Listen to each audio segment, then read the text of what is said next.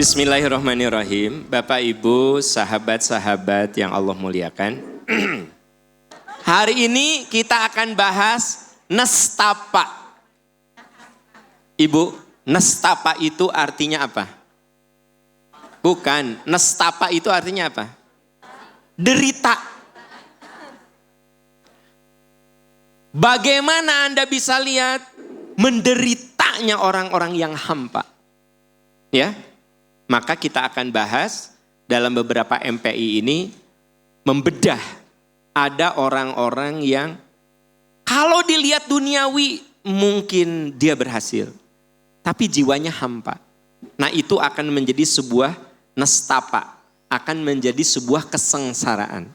Ada orang yang sengsara, tapi karena hidupnya penuh makna, sebenarnya dia tidak nestapa. Anda melihatnya sengsara, tapi dia menikmati sebuah kebahagiaan yang tidak bisa dilihat oleh kita. Anda lihat ada orang yang bergelimang dengan harta, tapi sebenarnya dia hampa, penuh kenestapaan. Ya, pernah nggak dalam pikiran ibu bapak ada gini, ih nggak kerasa ya umur teh udah 30. Ih nggak kerasa ya umur teh udah 40. Ih nggak kerasa ya aku teh udah jadi kakek. Ih nggak kerasa ya, Ani, Wina, Ita, geus mararawat gitu.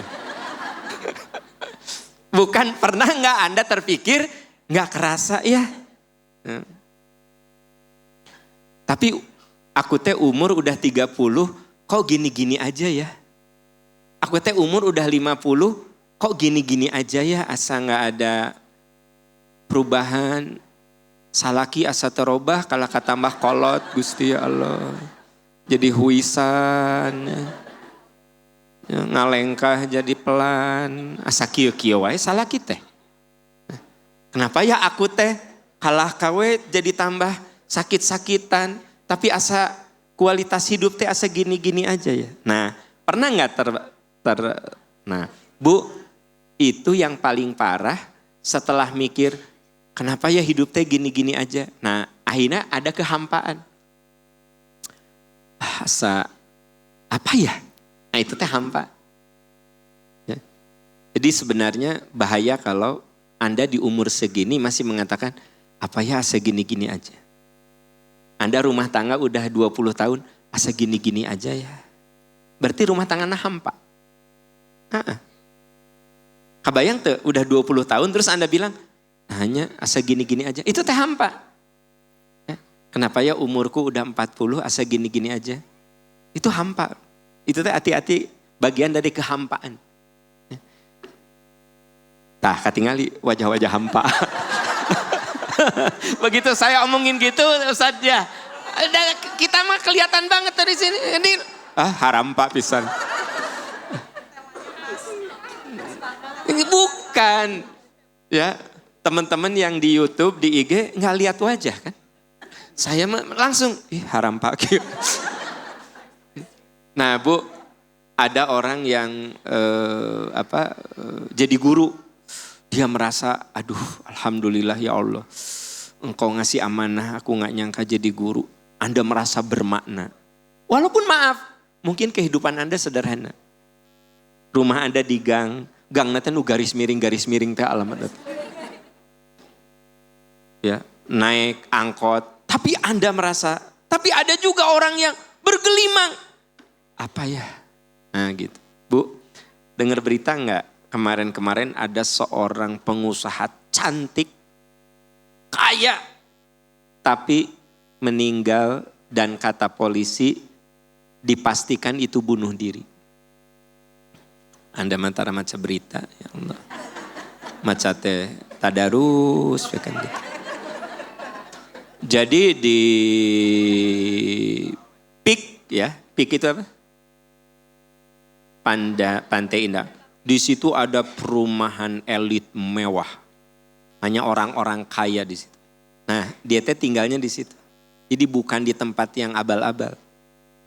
Wanita kaya, cantik, terus diperkirakan kata polisi itu dia bunuh diri, ya. Jadi bukan dibunuh tapi bunuh diri. Pertanyaannya, apa yang kurang? Ya. Apa yang kurang? Dan itu bukan hanya di Indonesia. Ibu pernah dengar nama Kate Spade? Ente. Anthony Bourdain? Ente. Marilyn Monroe? Tah, pernahnya. Marilyn Monroe? Ernest Hemingway? Ente. Van Gogh? Maknya Van Gogh wae ente. Robbie Williams? Ya, nu disebut tadi orang-orang tenar, terkenal, bergelimang dengan harta, tapi meninggalnya semua bunuh diri. Ya. Kenapa ibu tak apal? Ibu kurang gaul. Hari Marilyn Monroe mah apalnya daya filmnya itu. Enggak, saya ingin cerita sama Anda. Kalau dilihat dari lahiriah, apa kurangnya dari mereka? Marilyn Monroe itu cantik, bintang, kaya, ya. Robbie Williams itu bukan pelawak, penyanyi. Robbie Williams, ya. Ya. Robin Hood, mah. Nah, saya ingin cerita sama Anda, ya. Bahwa tidak itu teh yang terekam namanya. Ada geningan orang Korea, artis Korea oge. Saya yang bunuh diri, dia terkenal juga ya. Teu nanaon teu apal oge. Mun teu apal Quran ceurik urang. Ari teu apal artis orang yang bunuh diri mah. Ya, teu nanaon. Saya ingin cerita sama Anda. Kalau dihitung satu persatu, begitu banyak di dunia ini yang secara duniawi dia sukses. Apa sih yang kurang? Punya helikopter pribadi, punya private jet, punya kapal pesiar, ya, rumahnya, tanahnya itu puluhan hektar. Anda mungkin pernah nonton film dari pintu gerbang ke rumah nanti jauh gitu, ya. Nah, aya gitu. Kan Anda mah bahkan halaman nanti jalan. Ya. Ya rumah saya gitu. Jadi begitu keluar teh langsung halaman, panjang halaman teh dagang. Jadi saya begitu keluar rumah, panjang halaman saya mah, dagang Haji Somad. Anda magang Haji Sukarma. Jadi begitu keluar rumah itu langsung halaman. Halaman milik bersama. Gang Haji Sukarma. Ini mah mau ke rumahnya aja. Buka tah si gerbang teh geningannya. Suka ada di film-film. Terus itu teh masih 1 kilo lagi ke rumahnya.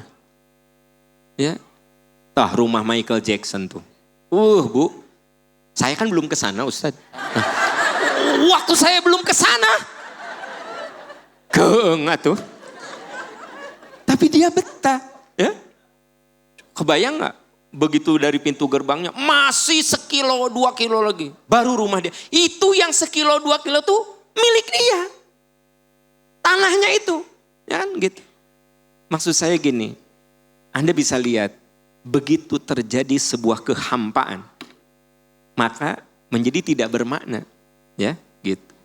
Jadi orang sukses itu seringkali menghadapi kehampaan karena cenderung dia punya ambisi untuk karirnya dan menjadikan karir itu segala-galanya. Sampai begitu dia mencapai karir itu, ya, untuk mencapainya dia menjadi kurang dekat dengan temannya, kurang dekat dengan keluarganya. Tidak punya teman, tidak punya keluarga, yang penting karir, bahkan tidak dekat dengan anaknya. Pak, Bu, saya beberapa kali mendapat curhatan dari seorang ayah. Yang secara duniawi dia sukses. Tapi dia bilang, Pak Am, di setengah saya sukses ini, saya tuh merasa jauh dengan anak. Anak saya tuh gak deket sama saya. Karena saya dulu kan karir. Tapi dia lupa untuk main dengan anak. Kan ada anak yang sepanjang hidupnya belum pernah main sama bapaknya. Selalu sama ibunya. Sok ke Singapura, ke Australia, umroh. Ibu nawe terus. Duit ada. Si bapak berkarir. Di tengah puncaknya gini. Anak tidak dekat sama dia. Itu kan jadi kehampa. Gitu loh. Jadi teman-teman, ini materi karena saya lihat wajah Anda hampa-hampa begini. Nah, jadi saya merasa perlu membahas ini lebih jauh. Karena tak nyangka gitu di tengah yang ada di depan mata saya ini ternyata penuh kehampaan. Kalau saya lihat tatapan matanya, ya kan gitu. Hampa itu artinya merasa disconnected, tidak terhubung. Apa Bu? Disconnected. Jadi kondisi di mana kita merasa disconnected. Disconnected itu tidak terhubung. Yang menyebabkan kita tidak merasakan apapun. Mulai dari senang, sedih, harapan. Ya. Jadi orang yang hampa itu intinya adalah disconnected. Apa disconnected Bu? Tidak terhubung. Jadi tidak terhubung maksudnya gini. Tidak merasakan apapun. Bareng jeng istri disconnected. Istri ada di sebelah tapi gak merasakan apapun. Bareng sama suami disconnected. Salakina ada. Tapi terasa tidak terhubung gitu loh. Ya, hambar. Ya. Nah, duduk di meja makan. Makan. Saya makan sama istri, sama anak. Tapi saya disconnected. Merasa tidak terhubung dengan istri saya, dengan anak saya. Ya makan sih makan gitu loh. Dan boleh jadi makanannya mewah. Gitu. Tapi boleh jadi ada orang yang makanannya sederhana. Tahu, tempe, kerupuk, nog,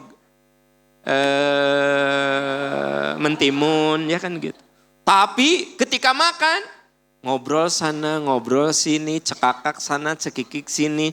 Si suami ngomongin ini di kantor, si istri ngomongin ini di pengajian, si anak ngomongin ini. Itu artinya mereka hidup dengan konektivitas yang kuat. Terkoneksi dengan bagus. Tapi ada yang disconnected. Makan, makanannya mewah, ya saya makan.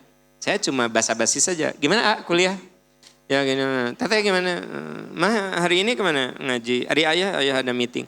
Tapi gak pakai hati. Itu namanya hampa Bu. Disconnected. Ya. Nah saya kalau sudah ketemu dengan teman-teman, saya teh bahagia Bu. Bahagia banget. Nah berarti kita gak ada kehampaan.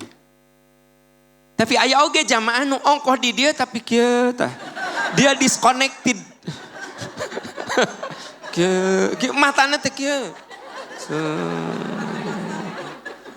Aya sababara urang di dia, tapi saya enggak kuasa untuk menunjuknya. Kan gitu. Jadi Anda hadir tapi disconnected, tidak terhubung. Ya, tidak terhubung. Nah, Bu, makanya orang yang disconnected itu dimanapun dia berada, emang jiwanya tidak terhubung. Jadi gini kayak dia sama temen, tapi dia serasa sendirian. Dia sama istri, tapi nggak ada teman untuk berbagi sama istri. Dia sama suami, tapi suami itu seperti untouchable. Ya, suami memenuhi segala kebutuhan, rumah diberi, mobil diberi, segala macam. Tapi merasa apa ya, tidak terhubung gitu. Ya, itu namanya hampa. Jadi hampa itu di mana kita merasa apa? Disconnected. Ya, disconnected. Ya, disconnected itu tidak terhubung. Yang menyebabkan akhirnya kita merasa dingin. Karena disconnected, merasa hampa. Kadang-kadang apa? Nggak merasa seneng juga. Sedih, enggak juga. Harapan, asa nggak ada harapan. Ibu lihat suami, asa harap kena naon gitu. Cuma menghabiskan hari-hari saja. Lihat istri, asa nggak ada harapan. Ya cuma ngabisin waktu lah. Manehna mawa teh heula atau urang gitu. Atau urang teh heula manehna panderi. Nah gitu lah. Tabu sayang.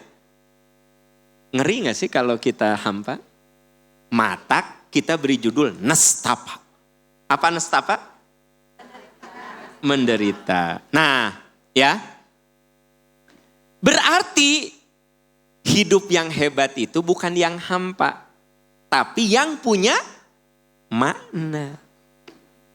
Nah, riset menunjukkan orang yang hidupnya punya makna, ya, itu jauh dari depresi, jauh dari stres, gitu.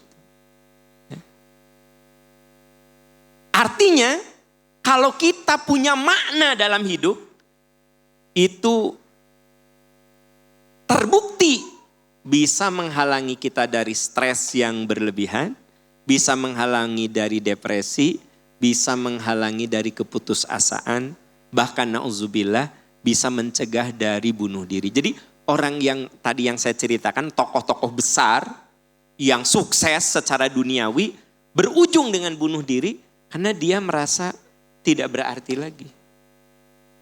Ya. Nah, tapi ada orang yang boleh jadi kehidupannya biasa-biasa tapi penuh arti.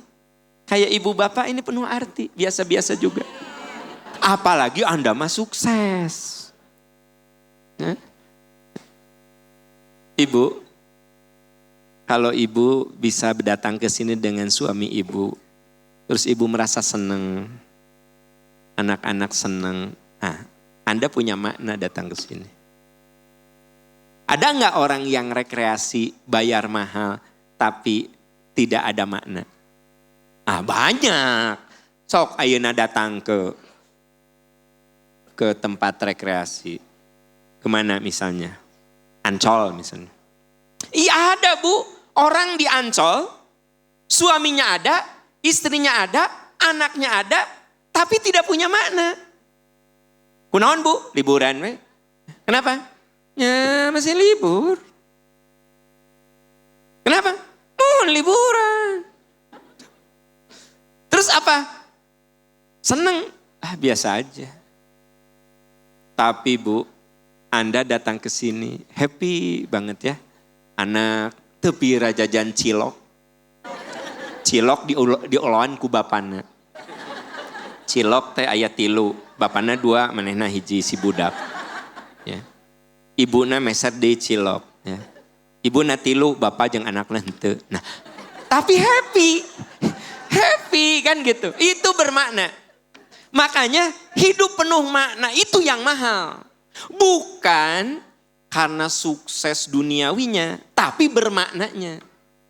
Ya alhamdulillah kalau secara duniawi sukses ya. Barudak sarakolana bagus. Anak-anak udah berkeluarga alhamdulillah. Kehidupannya bagus. Suami juga sehat. Terus ibu kalau ngobrol sama suami teh penuh makna gitu. Serasa memang itu suami aku, tempat aku curhat. Suami juga cerita, tidak ada pembatas apa. Ngobrol we gitu kadang-kadang. Cuma ngomongin yang sederhana ya. Ngomongin lauk paeh kan gitu. Mama hari lauk teh paeh, wallahu a'lam. Kunaon eta paehna. Duka takdir ti Allah meureun aya. Nah, terus cenah ucing kamari gering.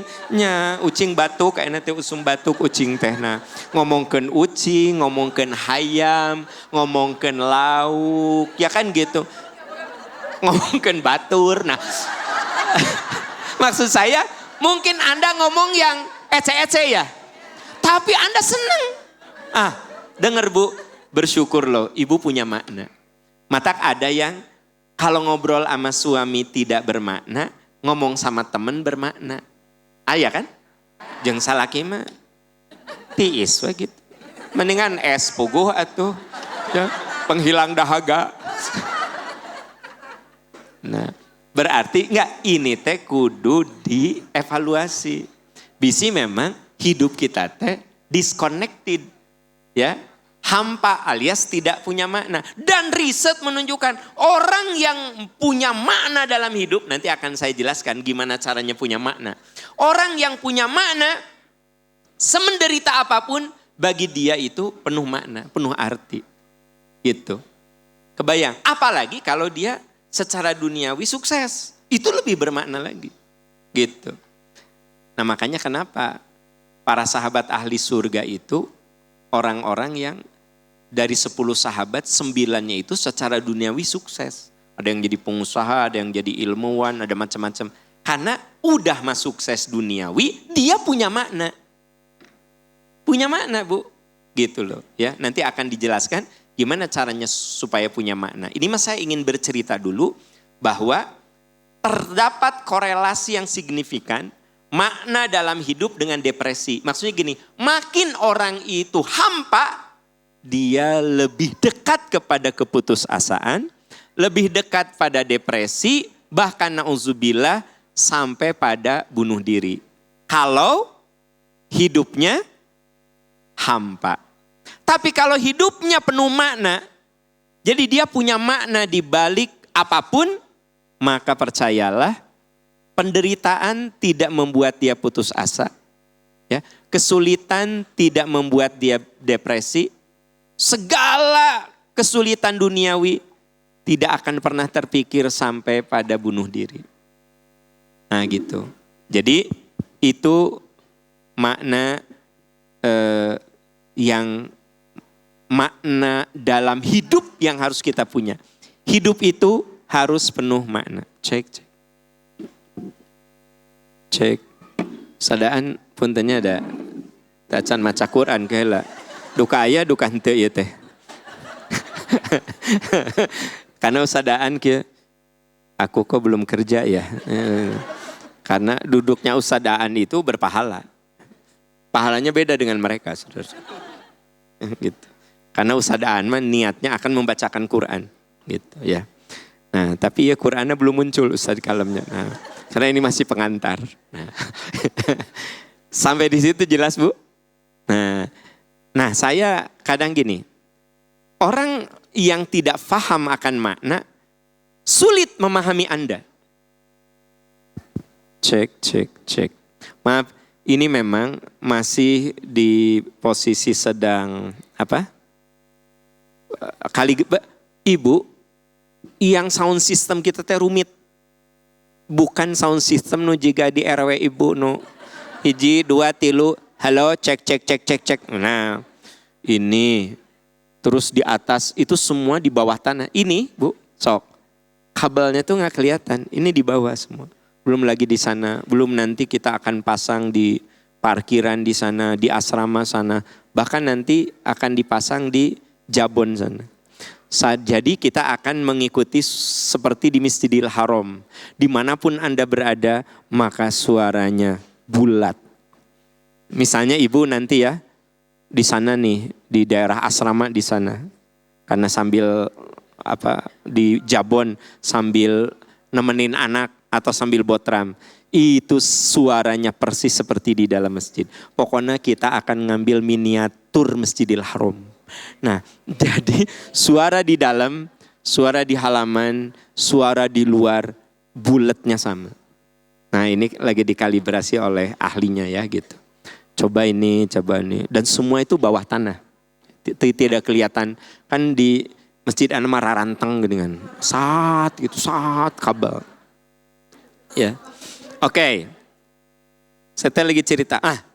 Orang yang tidak paham makna susah memahami Anda ini. Teteh, ngaos, Karya Sari. Gusti ya Allah teteh. Sabar alami teteh. 2 jam. Innalillahi. Karena rumah Anda kan di Cileunyi. Kesini 2 jam. Ya, orang yang tidak merasakan makna susah memahami Anda. Ya gak sih? Mungkin juga gak ngerti. Bahkan kia. Tiap Anda ngomong bukan Masya Allah Tabarakallah, innalillahi. Jadi teteh angkat tebu sabaraha. ba'da subuh, innalillahi. Dui kaditu jam berapa? Jam 7, innalillahi. Gitu. Terus teteh sarapan heula. Ah nyanak we buras, innalillahi. Jadi sagala diucapkan ku Anda bukan masya Allah tabarakallah, tapi innalillahi. Karena tidak paham makna. Karena Anda sudah merasakan maknanya. Nah, ya. Anda konsisten, istiqomah gitu ya. Bahkan ayan WA saya keur di Mekah, Ustad kapan pulang? Geus puguh urang ngasih tahu baheula. Saya baru mulai itu awal Juli, ya, itu nah, rasanya hampa, ya, rasanya hampa, ya. Saya tetap istiqomah ke Arjasari, tapi hampa. Cek saya teh, nanti akan saya bahas makna hampa. Jadi maksud saya teh, hidupnya jangan pernah hampa. Bahkan Anda kudu mencari makna. Karena kalau Anda tidak bisa menemukan makna, hidup tuh rugi. Rugi kalau kita tidak bisa menemukan makna. Ya. Saya pernah ya Bu ya, ada jamaah haji sebelum pergi teh konsul ke saya. Ini ceritanya 15 tahun yang lalu. Pak Am, saya mau haji tapi suami saya emang gak mau. Emang suami saya teh Pak Am gak pernah sholat. Tidak bermaksud ngejelekin, tapi dia bilang gini, naon sih haji-haji gitu guys lah kamu pergi sok. Pak Am suami saya teh secara ekonominya mah sangat bagus. Sukses. Tapi suami saya emang gak terbersit untuk berhaji. Ya tapi ayah kan, nah, apa katanya? Udah tuh jeung si AA we. Jadi akhirnya dia berhaji sama anaknya. Masih kuliah anak. Tapi dulu mah Bu, kalau haji khusus gak usah nunggu. Sekarang daftar, sekarang pergi. Jadi dia ikut haji khusus. Dia pergi sama anaknya. Ya. Karena suaminya mah gak mau. Gitu. Saya bilang gak apa-apa tuh Bu. Anak ibu kalau mau, ya akhirnya dia pergi sama si. Terus singkat kata, udah panjang pisan cerita nanti. Gak mungkin saya ceritakan semuanya. Ternyata suaminya itu sering nyakitin, sering menzolimi segala macam. 3 tahun setelah pulang haji, suaminya sakit. Sakit tidak bisa apa-apa ya gini kan. Kudu dimandiin, kudu disuapin. Maaf, pupnya kudu dibersihkan. Mata Pak, lihat ke saya semuanya. Jangan galak sama istri. Kita gak tahu nanti kita seperti apa. Bapak tong nunduk, tinggali ka dia saja. Bapak sayang, jangan galak sama istri. Muliakan istri kita. Karena kita gak tahu nanti kita seperti apa endingnya. Betul Bapak sekarang sehat. Bahkan Bapak teh guru senam. Nah, Bapak teh sehat. Tapi kan who knows, kita gak tahu loh Pak. Kan ada orang yang di masa tuanya memang bergantung ke istrinya 100%. Disuapin, diseka. Maaf ya, pupnya, BAB-nya dibersihin ku istri. Pipisnya di pampers. Mata kita Pak, kudu sayang sama istri. Karena kita gak tahu akhir hidup kita apa. Ibu ge sama gitu.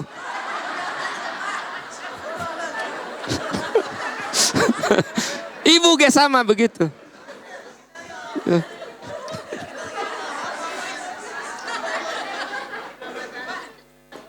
Ini pelajaran. Ayah seorang suami nudolim ka istrina. Mentang-mentang dia teh powerful. Powerful Bu. Sakit. Padahal umurnya belum tua-tua banget. 54 tahun. Prak. Benar-benar di tempat tidur. Diurus taku istrina. Si suami nanu zolim teh. Nyambung sakit. sakitna teh nu parah teh. Diurus ku istrina. Apa kata saudara-saudaranya? Geus teteh tinggalkeun jelema kitu mah. Naon kamu teh dulu disakiti, ayeuna kamu kudu ngurus. Amit-amit kata dulur-dulurna teh. Da dulur-dulurna tahu bagaimana zolimnya eta si suami. Sekarang kudu disuapin, kebayang teh. 12 tahun sampai akhirnya suaminya meninggal. Apa yang menyebabkan ibu itu bertahan? Dia bilang ini, Pak Am, Allah teh sayang sama saya. Ini makna. Allah teh sayang sama saya. Ketika suami saya gagah, saya disakiti. Saya jadi dekat sama Allah. Suami saya teh sakit. Saya jadi lebih dekat lagi sama Allah. Jadi saya anggap inilah cinta Allah kepada saya lewat suami saya. Itu apa namanya? Kesabaran. Makna.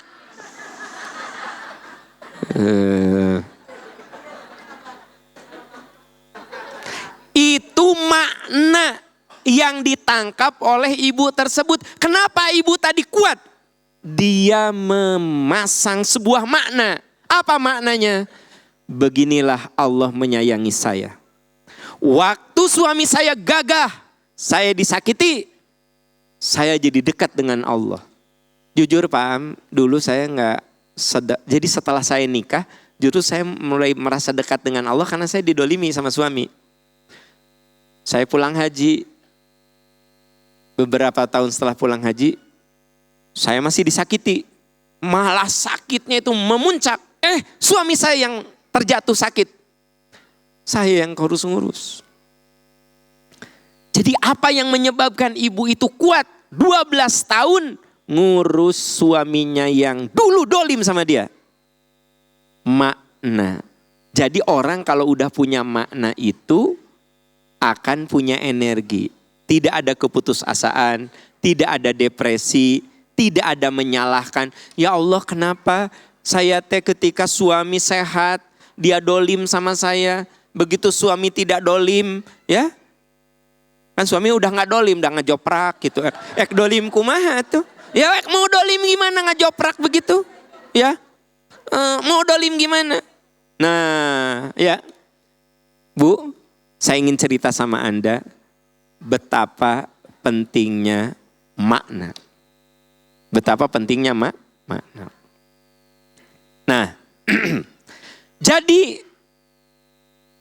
memahami makna dalam hidup itu akan jadi kekuatan. Begitu kita tidak punya makna dalam hidup, maka itu akan jadi kelemahan. Ya. Orang kalau diberi sakit lalu dia memaknai sakit itu sebagai cinta Allah, dia lebih bertahan. Orang diuji dengan anak, kalau dia bisa memaknai anak sebagai batu ujian, dia bisa lebih bertahan. Begitu, ya. Nah, oleh karena itu tugas kita adalah bagaimana menemukan makna. Gimana caranya? Satu. Ya. Cara menemukan makna nih. Menemukan makna dalam hidup. Apa, Bu? Menemukan makna dalam hidup. Satu. Ingat hidup kita terbatas. Satu apa? Nomor satu. Ingat hidup mah terbatas. Ya. Yang dimaksud terbatas tadi adalah semenderita apapun pasti ada ujung. Ya enggak? Karena terbatas. Kayak ibu yang tadi. Semenderita apapun dia punya suami, pasti ada batas, ada ujung. Ujungnya si ibu itu maut atau suami nanu maut. Qadarullah ini suaminya yang meninggal. Jadi yang pertama, supaya kita menemukan makna dalam hidup. Ingat, saya tadi sudah kasih pengantar. Betapa bahayanya ketika kita tidak menemukan makna. Nah sekarang bagaimana caranya menemukan makna dalam hidup? Satu, ingat hidup kita ini terbatas. Apa yang dimaksud terbatas? Tenaga kita terbatas, pikiran kita terbatas, waktu kita terbatas. Bapak Ibu, fisik kita tuh terbatas, jangan salah. Ya. Indra kita itu terbatas, apalagi umur. Coba saya kasih contoh. Kalau ibu berdiri di pantai, ibu bapak lihat lautan, apa yang terlihat? Air, astagfirullah. Gusti ya Allah, nya atuh air, kia ya. Untung aku punya makna dalam hidup. Nih.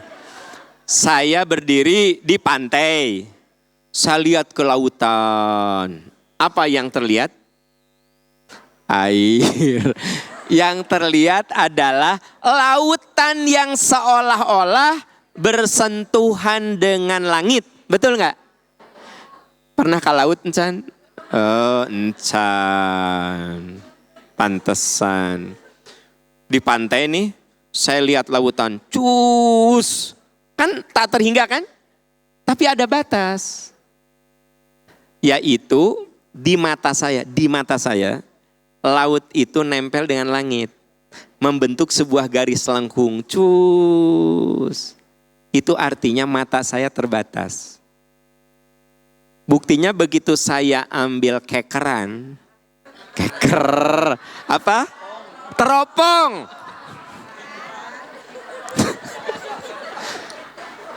Begitu saya ambil teropong, oh saya lihat nun jauh di sana ada pulau.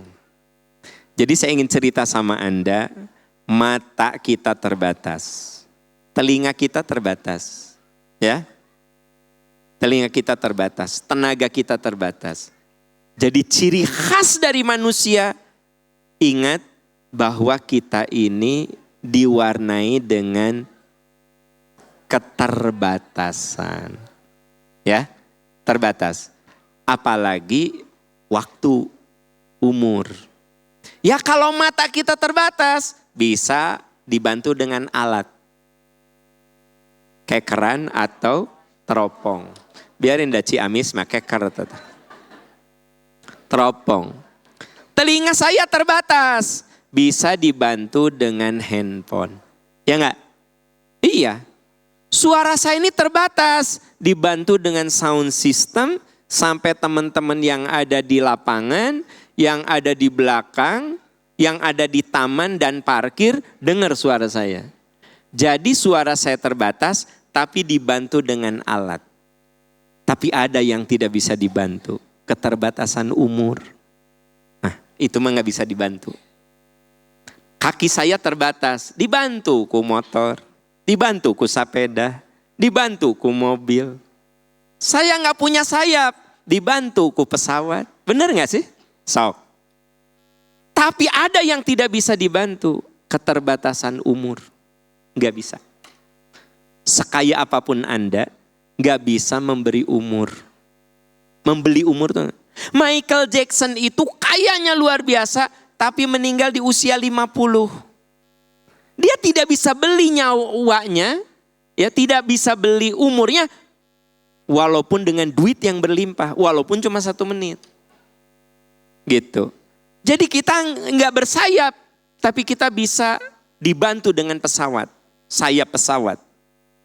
Kita nggak punya insang dan tidak punya, Bu kalau sirip, tapi kan kita bisa pakai alat untuk menyelam. Jadi semua keterbatasan fisik bisa dibantu dengan alat.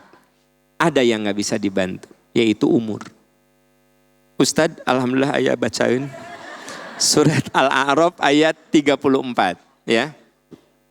Baik, silakan dibuka surat Al-A'raf, surat ke-7, ayat 34, ada di halaman 154.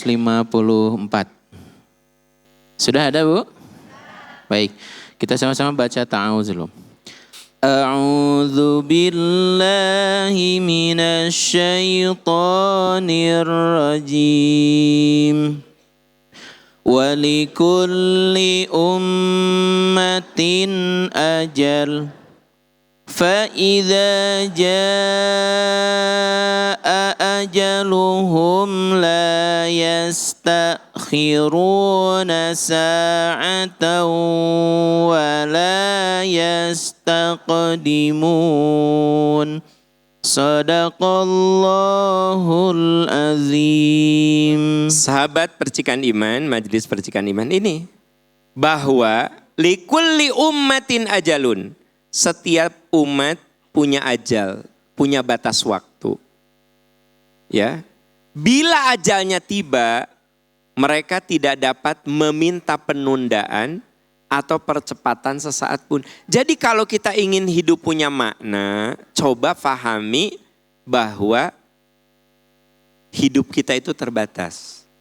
Pasti ada saat di mana waktunya habis, gitu. Selama saya sehat, selama saya ada waktu, saya hadir di sini karena saya tahu satu saat saya tidak bisa ke sini lagi. Ada ajal yang memisahkan saya. Bapak Ibu berjuang ke sini karena ada saat Anda udah nggak bisa datang lagi ke sini. Berjuang datang ke sini karena ada di antara saudara-saudara kita. Andai tempat duduk ini bisa bersaksi, mereka pernah duduk di sini bersaksi. Andai ini tempat duduk yang Anda duduki ini bisa bicara, ada yang pernah duduk di sini, ajalnya sudah tiba, nggak bisa ke sini lagi. Makanya apa? Jangan suka menangguhkan, karena memang setiap orang itu ada ajalnya. Setiap umat bahkan ada ajalnya, ya. Nah, karena itu kita harus menganggap detik-detik itu berarti, ya. Coba lihat di surat Al-Munafikun ayat 10-11. Sedetik pun kalau kita ingin hidup punya makna, ingat hidup itu terbatas, maka sedetik pun bagi kita berharga. Sedetik pun waktu itu sangat berharga. Nah, coba lihat di surat Al-Munafikun ayat 10 dan 11. Surat Al-Munafikun surat ke-63 ayat 10 dan 11. Ada di halaman 555. Sudah ada ibu-ibu? Bapak sudah ada? Baik. Kita baca ta'awudz bersama-sama. A'udzu billahi minasy syaithanir rajim. Wa anfiqu mimma razaqnakum min qabli an ya'tiya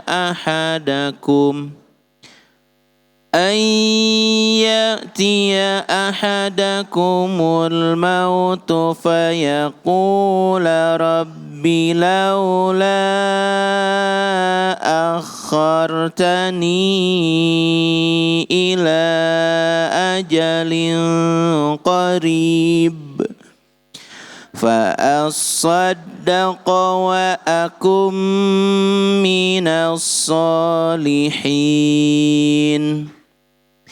Walau yu'akhirallahu nafsan idza jaa ajaluha wallahu khabirum bima ta'malun. Shadaqallahul azim. Ya, sahabat majelis percikan iman, tadi saya katakan hidup itu harus punya makna. Kerangka berpikirnya kita harus sadar sesadar-sadarnya hidup itu tidak abadi. Pasti ada ujungnya, terbatas. Setiap umat ada ajalnya. Bila ajalnya tiba, tidak bisa ditangguhkan. Di ayat ini dikuatkan, kita sedetik pun jangan menyia-nyiakan waktu. Semuanya berharga. Wa anfiqu mimma rozaqnakum. Infakkan dari apa yang Allah rizkikan kepadamu sebelum kematian menjemput. Dengar baik-baik. Yang dimaksud dengan infakkan yang Allah rezekikan. Bu, tidak selalu maknanya uang. Menginfakkan tenaga, menginfakkan pikiran, ya, menginfakkan waktu gitu loh. Itu namanya infakkan dari apa yang Allah rizkikan kepadamu. Sebelum kematian datang menjemput. Berarti sedetik pun kalau hidup ingin penuh makna, anggap, yakini itu berharga. Jangan sampai di ayatnya dikatakan, Robbi laula akhortani ila ajalin qarib. Tuhan, sekiranya engkau berkenan menunda kematianku sesaat saja, agar aku bisa bersedekah dan agar aku bisa menjadi orang soleh. Berarti teman-teman semuanya, sedetik pun jangan ada waktu yang terlewat dengan sia-sia. Tapi Pak Am, saya mah tipe yang ngantukan, sok bobo nawaitunya untuk tahajud. Ya, maka tidurnya itu menjadi bermakna. Jangan sampai ketika kematian menjemput, ada yang baru mengatakan, Tuhan tangguhkan kematian saya sesaat saja. Agar aku bisa beramal soleh. Di ayat berikutnya, wala yu'akhirallahu nafsan. Allah tidak akan pernah menangguhkan kematian seseorang bila datang. Allah tidak akan menunda bila waktunya telah datang. Allah Maha mengetahui apa yang kamu kerjakan. Ada seorang jamaah yang tinggalnya di Bogor. Dikasih tahu sama adiknya Teteh, Mamah kondisinya kritis. Pulang tas si Teteh Kak, di Bogor ke Bandung. Si ibuna dirawat di rumah sakit Hasan Sadikin. Begitu buka, itu adiknya baru, Mama gitu. Kabayang teh. Jadi gini Pak Aam, ternyata ibu saya bahkan tidak bisa menunggu walaupun 1 menit. Dia datang nih. Begitu buka pintu, pas ibunya lep. Jadi disaksikan oleh adiknya. Begitu lep langsung, Mama gitu kan. Itu si kakaknya melihat adiknya pertama kali memeluk ibunya karena ibunya baru lep. Jadi ternyata ibunya gak begini. Kasihan si Teteh di Bogor. Tungguan we 1 menit mah. Kabayang tuh sama Anda. Enggak, wala yu'akhirallahu nafsan idza. Seorang tidak akan bisa menangguhkan kematiannya. Kebayang sama Anda? Ya, kan enggak bisa nunggu. Ya. Jauh-jauh gitu datang, baru lep aja selesai. Nah gitu, ya. Udah jam 11 kurang 10. Ya walaupun bermakna dah capek atuh Bu, dah Anda mah kieu katanya hidup biar bermakna. Ya kan aya jadwalna. Kan gitu ya. Insya Allah pekan depan akan kita lanjutkan lagi bagaimana caranya hidup kita penuh supaya tidak nestapa tidak nestapa tanpa harapan. Supaya kita tidak nestapa, ya. Insya Allah pekan depan kita akan lanjut. Kita akhiri dengan doa kafaratul majlis. Subhanaka Allahumma wa bihamdika asyhadu an la ilaha illa anta astaghfiruka wa atubu ilaik walhamdulillahirabbil alamin. Wassalamualaikum warahmatullahi wabarakatuh.